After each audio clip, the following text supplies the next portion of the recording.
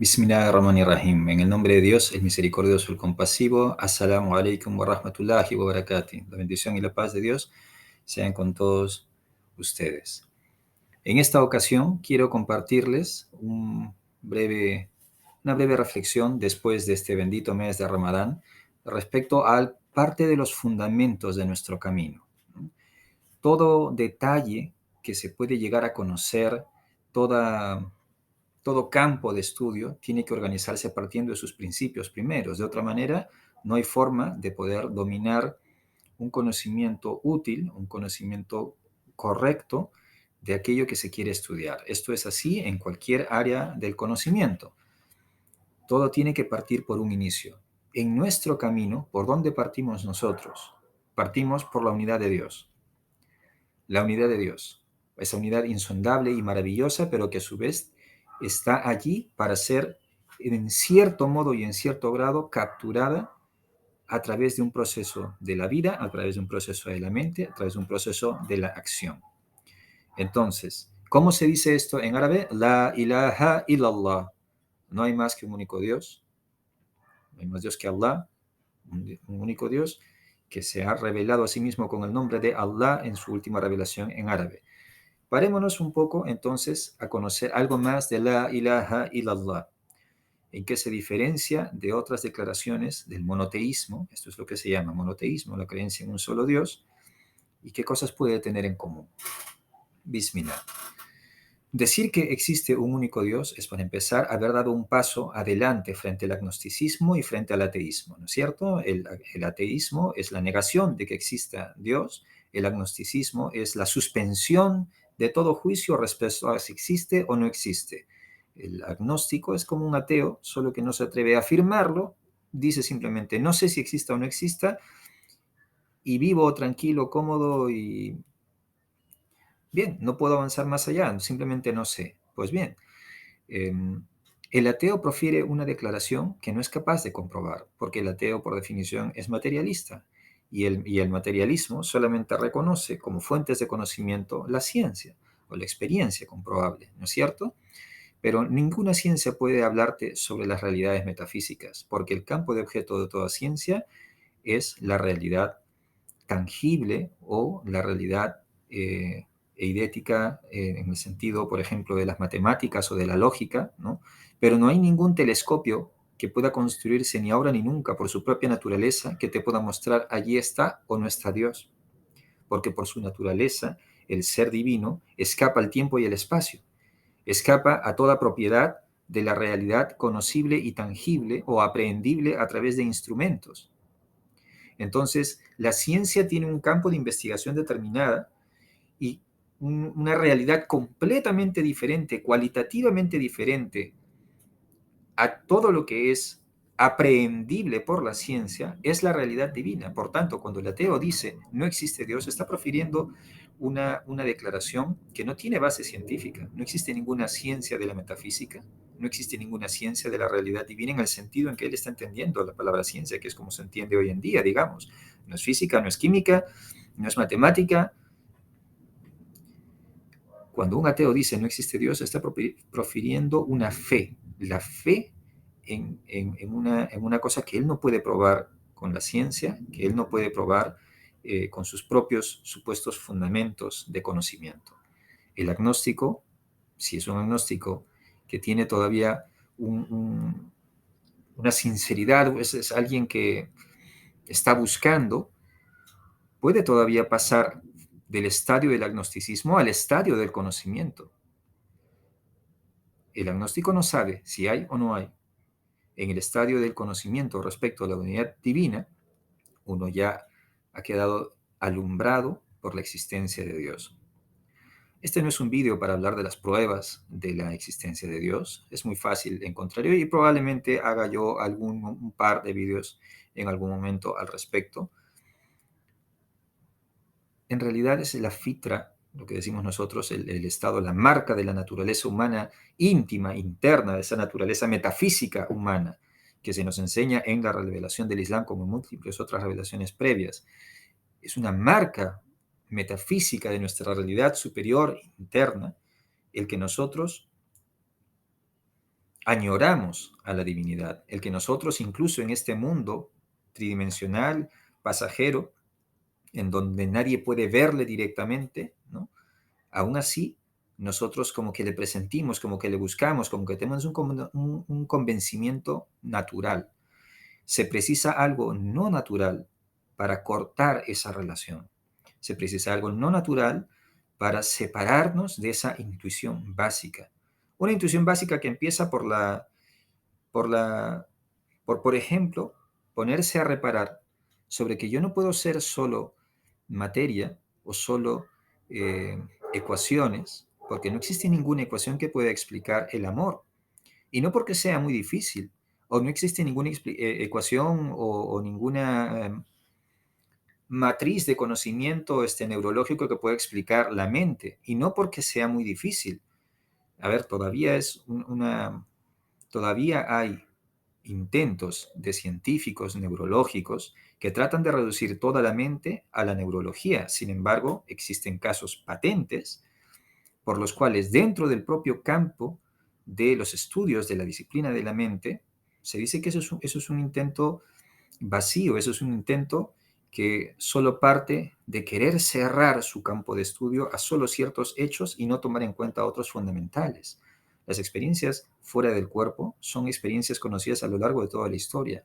Las experiencias cercanas a la muerte de gente que está en un estado de coma, en un estado de muerte cerebral, no solamente el corazón ha dejado de latir, sino también el cerebro ya no registra actividad alguna en electroencefalogramas, y aún así la persona es capaz de describir y ver y decir cómo eran los instrumentos, las personas que estaban a su lado, él estaba arriba viendo su propio cuerpo, después tuvo una experiencia y después regresa.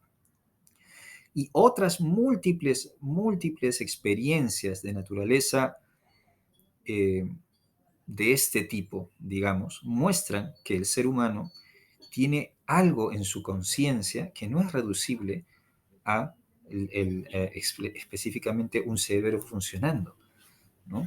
Hay experiencias de bilocación, hay experiencias de conocimiento a distancia, en fin, estas son cosas que tratar de taparlas es como tapar el sol con un dedo, simplemente porque no convienen al paradigma científico, no convienen a la explicación materialista, cientificista de turno, no significa que no existan y están allí, a la vuelta de la esquina. Entonces, si uno toma en cuenta esta clase de cosas, y repito, este no es un vídeo para hablar de las pruebas de la existencia de Dios, uno abriga esa intuición natural de la existencia de Dios. ¿Mm? Eh, y eso es un primer resultado. Ahora bien, hay varias versiones de monoteísmo. El monoteísmo islámico, el monoteísmo de los maestros sufis, el monoteísmo de la espiritualidad de Rumi, de Ibn Arabi, de Shahab del-Qadir al-Jilani, por mencionar también, por supuesto, obviamente, de Shabahuddin Ajman, de Muinuddin Chisti, de Siri Ahmad At-Tijani, el gran sello, Qaddasallahu Sirahul Aziz. El monoteísmo de todos los grandes maestros sufis, sin duda alguna, empieza con este reconocimiento de la unidad divina con características especiales. No es un panteísmo. Aquel que diga que el sufismo enseña panteísmo no sabe de lo que está hablando, está confundiendo términos o está haciendo referencia a autores supuestamente sufis que no lo son, porque la tradición entera del sufismo es una tradición más que milenaria, es completamente otra cosa en ese punto, así de simple. El monoteísmo islámico, el monoteísmo sufi, no es panteísta. ¿Qué significa panteísmo? Significa decir que todo es una sola unidad en el sentido de que, por ejemplo, yo soy uno con el árbol, yo soy uno con Dios, uno en el mismo sentido y en el mismo respecto. Yo soy como una partícula de Dios, como si él fuera un conjunto de partículas y yo puedo ser una partícula y entonces yo soy en realidad Dios, solo que mirándome en pequeñito, ¿no? Eh, en fin, eh, o, que, o que todo el universo es el cuerpo de Dios y Dios también tiene una mente y etcétera, que esa será metafísica, pero yo soy parte de su cuerpo y entonces soy parte de él en algún cierto modo completamente real. Bueno, eso es panteísmo, ¿no? O panenteísmo, si se quiere reconocerle que hay, aparte del cosmos conocible, digamos, él es algo más, pero yo estoy aquí, soy parte de él en esta parte de las galaxias y de las estrellas, soy él aquí, pero él es no solo eso, sino algo más. Bueno, estoy identificándome con él, eso es panenteísmo. En fin, todas esas cosas de ahí eh, están claramente rechazadas por la enseñanza de la revelación y la enseñanza de los grandes maestros. Eh, ¿Qué otra cosa es nuestro monoteísmo? Nuestro monoteísmo no es deísta. Deísmo es aquella doctrina, es aquella mirada por la cual se entiende que el principio uno y absoluto es un principio completa y totalmente impersonal, porque se cree que dándole la abstracción de la impersonalidad, no es una persona, es más, es impersonal, se le da un atributo de perfección superior, cuando lo cierto es lo contrario, porque impersonal también es esta máquina que me está grabando. Esta máquina no responde, mis llamados. Esta máquina no habla conmigo, por mucho que hablan de programas de inteligencia artificial, siguen siendo programas. Impersonal es una piedra. ¿Mm?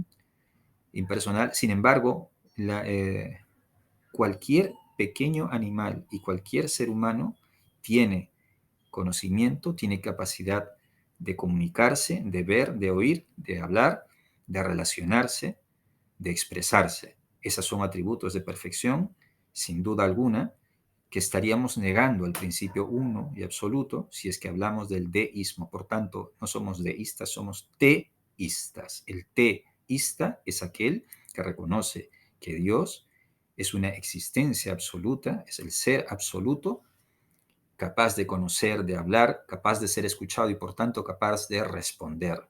Pero como teístas somos monoteístas, es decir, creemos que Él es solo uno en su naturaleza, en su esencia, en su ser. No lo partimos. Si lo partiéramos, seríamos politeístas. Diríamos, existe Brahma, Vishnu, Shiva, o existe, no sé, dioses A, B, C, D y todo un panteón de dioses. No partimos. Si dijéramos, hay uno importante, digamos un Zeus importante y debajo todo un panteón de dioses, eso también es politeísmo, porque estaríamos haciendo que fuera más grande que otros, pero no radical y definitivamente único y absoluto, sin alguien que se le parezca. Los otros se le parecen, los otros también se les llaman dioses, ¿no? Serán menores, serán hijos de él o lo que fuere, como quiera llamarlo la mitología o el panteón de que estemos hablando, pero todo eso es politeísmo, eso es partir. El hinduismo parte a la unidad divina. Normalmente lo parte en los actos de adoración, incluso los filósofos del Vedanta, los pensadores, los practicantes del Vedanta, del llamado monoteísmo del hinduismo, pueden tener la noción mental de que hay un monoteísmo, pero eso es un monoteísmo de tipo panteísta o panenteísta. E incluso por muy puro que fuere, de modo muy raro, su monoteísmo conceptual, su relación con la unidad divina, con Dios, con el ser absoluto, es una relación plenamente politeísta, porque van al templo de Brahma, de Vishnu, de Shiva, de etcétera, de etcétera, de etcétera, y dicen, todo es uno, pero si todo es uno, ¿por qué tienes a todos estos? ¿Por qué sigues practicando culto a la Gran Madre, practicando culto a esto, practicando culto y culto y culto y culto? ¿De qué sirve? ¿Cuál es el propósito? Es como que lo que se concibe en la mente se pierde en la relación, en la actitud, en la devoción. Eso es un problema serio del llamado monoteísmo vedántico incluso. El hecho de que su ortopraxis, para decirlo así, es decir, la forma como se conlleva su vivir, es una ortopraxis fundamentalmente pagana, fundamentalmente politeísta, por muy monoteísta que sea teóricamente. El monoteísmo islámico es un monoteísmo que ilumina nuestra razón y nuestra vida. Nuestros actos como musulmanes, nuestros actos en el camino, siempre se dirigen única y exclusivamente a la unidad de Allah, la unidad de Dios. La ilaha illallah.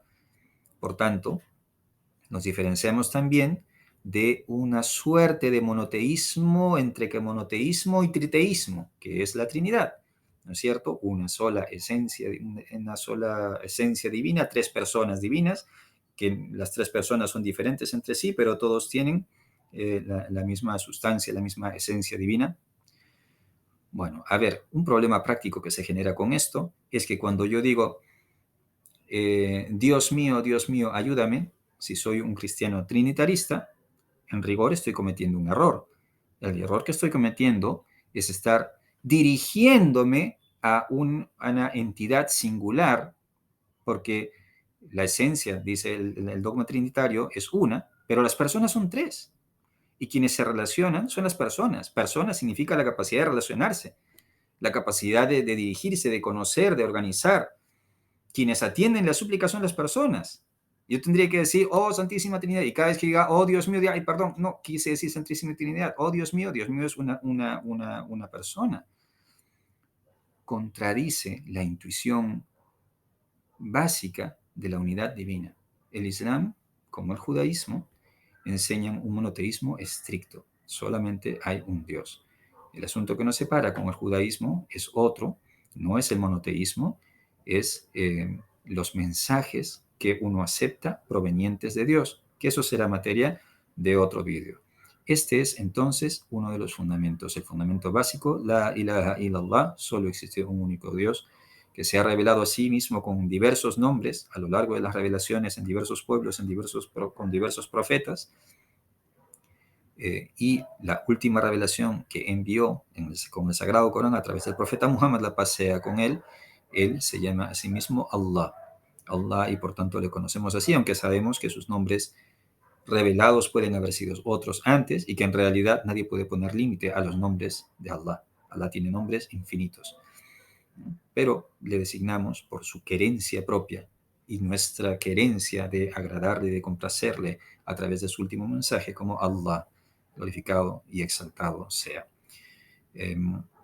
Bueno, esto es una pequeña apunte respecto al monoteísmo islámico que nos distingue, en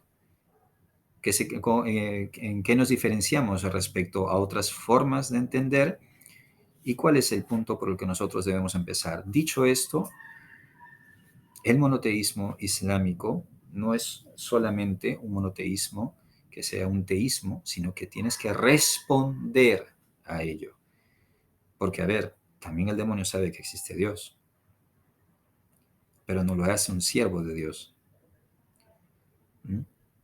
Uno puede saber que existe algo, el punto entero está en cómo respondes. Porque si Dios existe y es uno, y es el ser infinito con atributos de perfección ilimitados, quiere decir que la fuente del conocimiento está ahí, la de la justicia está ahí, la fuente del auxilio está allí, la fuente de la guía. Y quiere decir que yo sin Él, sin una relación con ese ser, no puedo confiar en tener verdadera justicia, misericordia, guía, conocimiento. Me quedo como un polvo lanzado al viento, sin orientación alguna, buscando ser recogido por la fuente que me ha originado. Es una llamada directa al reconocimiento de que le necesito. Es una llamada a la internalización de que si me ha creado, debe tener un propósito para mí. Y por consiguiente, quiero buscar cómo me relaciono con él. ¿Qué hago cuando sé que existe? No es solo una idea. No es como decir, existe la ley de la gravedad, existe la ley tal o la ley cual. No, existe un principio divino, existe un motor inmóvil que generó todo, no, existe un Tao que puso en marcha el resto. No. ¿Qué hago con él? Él está allí, es capaz, me está viendo, me conoce, él es omnipotente, él es omnisciente, todo lo sabe y está en capacidad de comunicarse. ¿Se estará comunicando conmigo? ¿Me ha dado algún mensaje? ¿Qué quiere de mí? ¿Qué espero de él? Este es el punto inicial del camino. Si nosotros nos ponemos seriamente esto en el corazón y en la mente, entonces podremos avanzar al paso número 2. El paso número 2 es cómo saber corresponder a su existencia. Y para corresponder a su existencia, hay otra enseñanza básica de nuestro camino y de otros caminos previos, porque Islam es una continuación de las sabidurías previas, pero de eso hablaremos en otro episodio, inshallah, Dios mediante. Allahumma sallim ala Sayyidina Muhammad, al-Fatihi lima uqlik wa khatimi lima sabak nasir al-haq bil haq wal hadi ila siratika al-mustaqim wa ala alihi haqqa qadrihi wa midarihi al-azim. Oh Allah, bendice, oh Señor, a nuestro maestro Muhammad, a su familia, a sus nobles compañeros y a todos aquellos que le siguen en la verdad, a todos aquellos cercanos a ti y a todos los que queremos poner el empeño, el impulso, oh Señor, de dejarnos guiar por tu existencia y de corresponderte y de rendirnos ante ti y de quedarnos abarcados por tu designio. Amén. Assalamu alaikum. La paz sea con ustedes. Que tengan una hermosa semana.